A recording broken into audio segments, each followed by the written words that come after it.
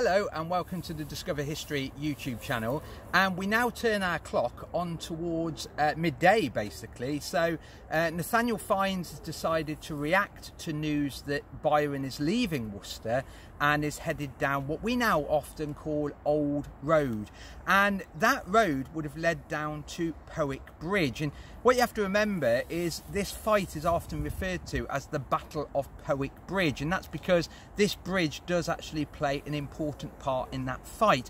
We also know it's this same bridge that is used again on the 3rd of September 1651 when we have the Battle of Worcester.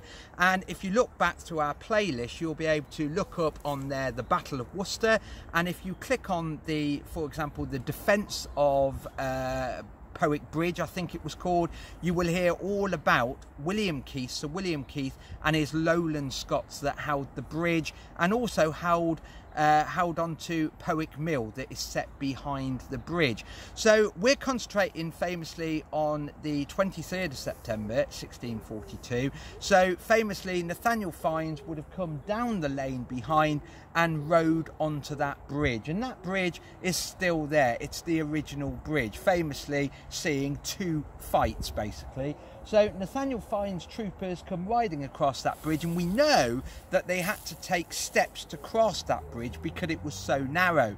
Because when you read all the descriptions of the fight, it is said that the cavalry crossed 4 abreast. In other words, they rode 4 people and 4 horses, and they would have been very cramped together. They would have famously rode bucket top to bucket top, or boot to boot, or as we would often say today, they rode knee to knee. A very difficult manoeuvre when you've got horses with their own mind as well as the troopers trying to control them. So famously 4 abreast, the cavalry troopers rode down this bridge and headed towards Worcester. They would have to go into another lane, so they would go down Old Lane and then they would cross into, famously, got a brilliant name, into Cutthroat Lane. When they got into Cutthroat Lane, that would cross from Powickham into what is referred to as Wick Fields, and they would travel in that direction, finally getting to St John's, where they could intercept Byron when he headed out of Worcester and headed to Shrewsbury with all that very heavy baggage train. They wouldn't have been manoeuvring, or wouldn't have been going that fast, to be fair. So that takes us up to midday. The cavalry are coming across that bridge, heading towards Worcester to intercept the royalist baggage train. Stay tuned because there's more to come.